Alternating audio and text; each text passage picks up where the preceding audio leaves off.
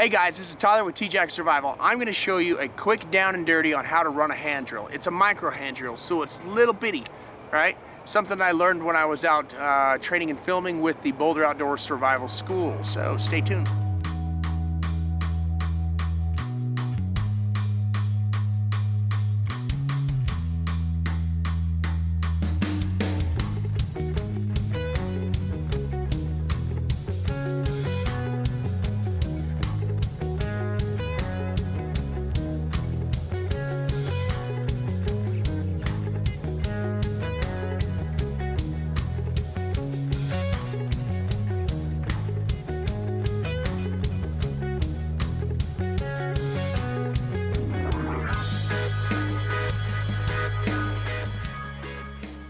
This hand drill has a hearth that's made out of a cottonwood root, okay? Cottonwood root. The root tends to be a little more fibrous and easier to chew up. That's my cottonwood root. And this is a stem from a pithy plant. Pith is that squishy stuff in the middle of the plant. This pithy plant is mullein, M-U-L-L-E-N. I may have misspelled it. I don't know. We'll figure that out. So basically what you do is you get that mullein stalk. You scrape it with the back of you, obviously take the leaves off, get rid of all that stuff. It's gonna have this kind of a black powdery residue stuff. Use the back of your blade or the front of your blade on the side. Get it all off, okay? It doesn't ignite very well at all. Then the next thing that you're gonna do is you're gonna carve yourself a hole with your knife. I like to choke up on my knife, okay? Get really up there nice and close and carve that hole the diameter of your spindle. The reason why you do that is because on a bow drill you have a point, and that point will start to burn, and then it will spread the burn until it creates a hole. You can't do that with a hand drill. So on the hand drill, make sure I don't cut my pants. On the hand drill, you need to be able to have a spot to sit it in so it won't roll around. And then as it drills down, that pithy plant will start to create your char and build up and burn. All right, guys, I'm gonna use a hole that I've already created because I've still got a fire or two left out of that, and I'm gonna demo a buddy hand drill, okay, with my friend Ethan over here. He's hiding. I'll pull him here in a second. Everybody say hi, Ethan. Use him as my cameraman so that I can teach him a little bit while we're out here. Now, any rings or gloves? Take your rings off. Take your watches off. It's just gonna go clink, clink, clink. Not work very well. You need some place to leave the ember, so I have this little piece of bark. I'm going to put this facing him. Doesn't matter who it faces, as long as the person that it's facing can see that the ember or the char that's coming out is smoking, not the stick. Once the char's smoking, that means you've got it an ember and it's ignite. If it's just a stick smoking, you're not done yet. You got to keep going. Find some flat, stable position so it will hold. Okay, I'm going to slide it right there. And he's going to hold on both sides of this stick.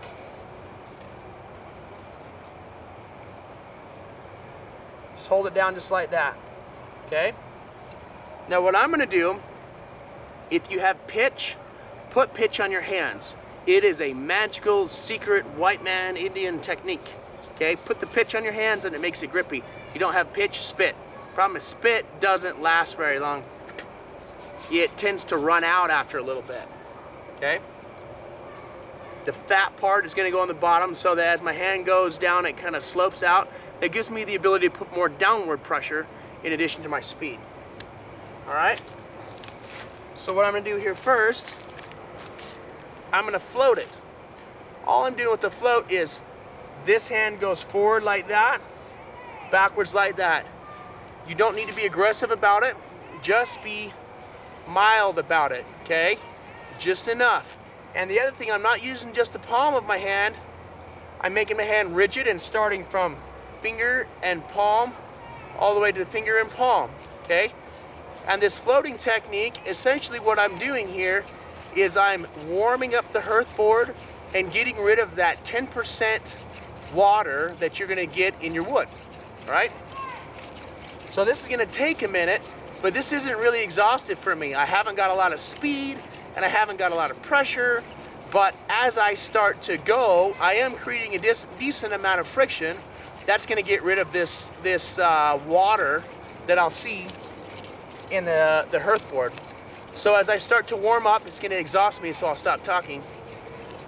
I'll basically have him switch, and what'll happen is I'll slide down this stick like this, and I will stop, and he'll immediately grab the stick, and I'll grab the baseboard, and he will do it. And, you want the stick to be straight up and down like this. Okay, if you're doing this thing, you're not getting solid friction on the bottom, and whatever you do, do not pull it out. What you've done is exposed cold air to the hot surface and cooled it all down, and just wasted all of that effort that you just did.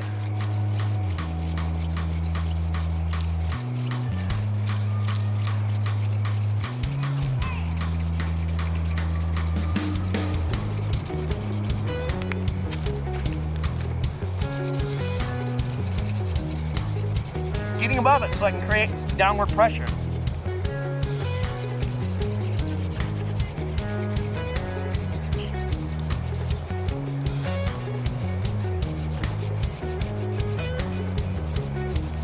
Okay, I'm starting to get a pile build up and a little bit of smoke, so now I gotta ignite it. Speed and pressure.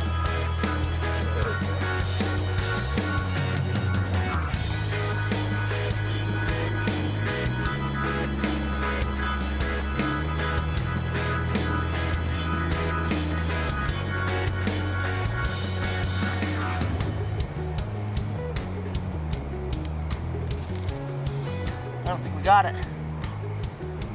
Oh. I burned a hole through the bottom of it. That's why we lost it. Woo! This is the key with survival. When you screwed up, start over. Okay? I'm gonna cut my hole. Right here on the hearth board. Alright? Can measure about where that next one's going to be, which will be right there. That gives me a center, which I'll cut. I'm gripping the blade high so that I don't slip and cut my hand open, because that's really bad. In case you're wondering, this is the Bark River Bushcrafter in CPM 3V with a Scandinavian ground convex cut, not flat grind. So it's one solid angle, but it's convex, which strengthens this tip up substantially. Okay, normally what, like in a bow drill, need to dig it out this much, but in here, where it's a hand drill, I gotta really have a solid pocket for it to, it broke off, have a solid pocket for it to grip. And also, all that powder behind me, I'm gonna use it. I'm gonna get rid of it. It's already built up. Now all I have to do is ignite it.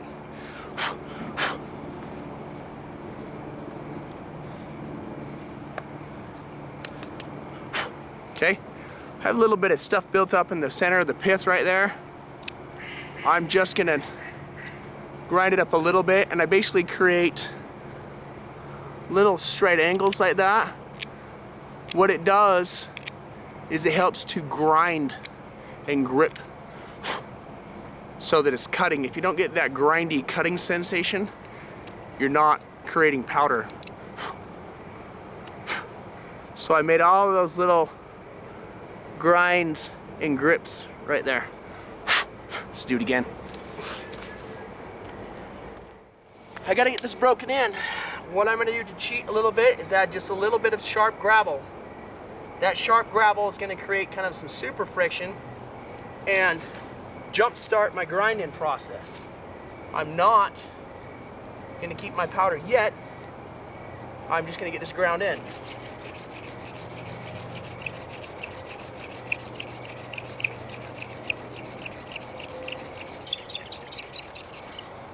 That grinding noise means it's glazing and cutting. Okay. Now that I've got my grinding started right there, now I'm going to cut it. So I'll flip it over and pull right against like that, and I just kind of use this rocking motion, And what you want is 1/8 of a pie just short of the center. Any closer to the center, you have a blowout. Any wider, you have a blowout. Any skinnier, and you won't be able to collect the powder that you need that this is going to squirt out. Okay, sorry, my hands are floating up out of screen here. So basically I've just cut it right like that. This blade makes quick work of that wood. Okay, now one thing that I like to do right here on the bottom is I will cut it right here, and I will cut it right here. That gives me kind of a little buildup pile on the bottom. The problem is it'll cut your half-life of your hearthboard down a little bit, but it doesn't really matter because you got more. Just keep running up there. It's hard to run out of tree, so I'm not too worried about it. So I'll push the powder into that hole and I'll start grinding.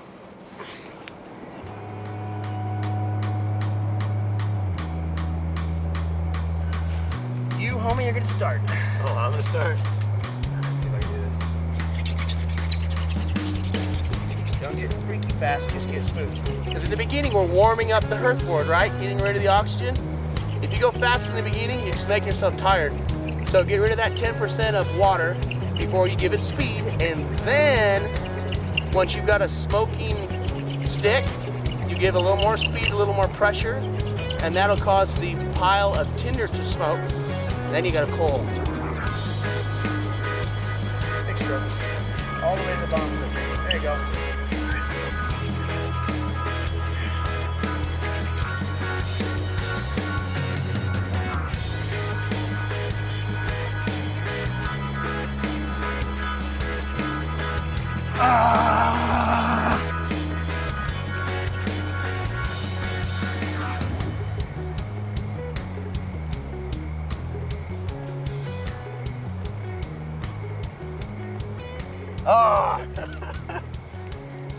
Look at the camera.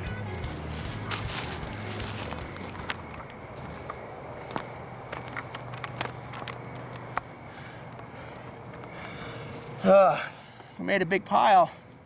It just would not ignite. Kind of damp out today. That's ignition. So let it breathe, let it breathe, let it breathe. Once you get to this point, leave that thing alone for a minute. Do not blow on it with your lungs.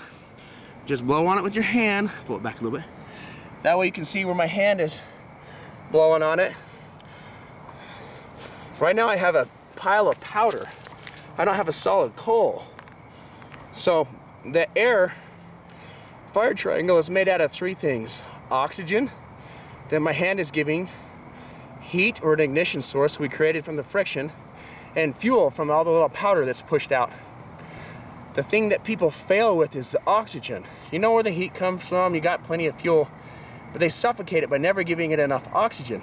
So the thing that I'm doing right now with waving it with my hand is giving it oxygen so that it'll turn into a coal instead of a pile of powder.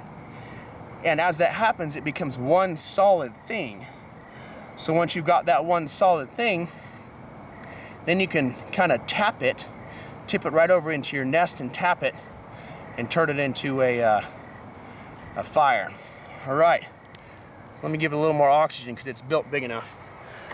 I'm barely gonna give it any blowing power at all.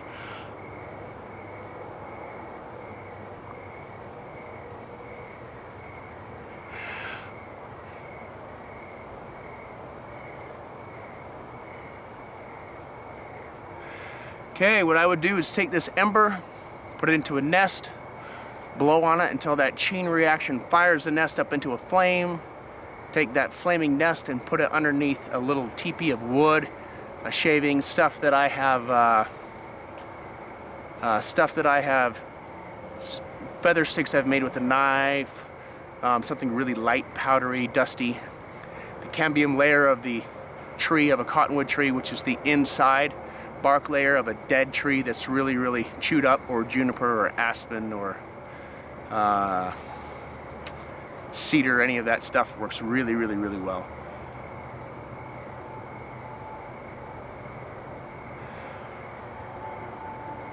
All right, that's been my how-to video with a hand drill with my buddy Ethan.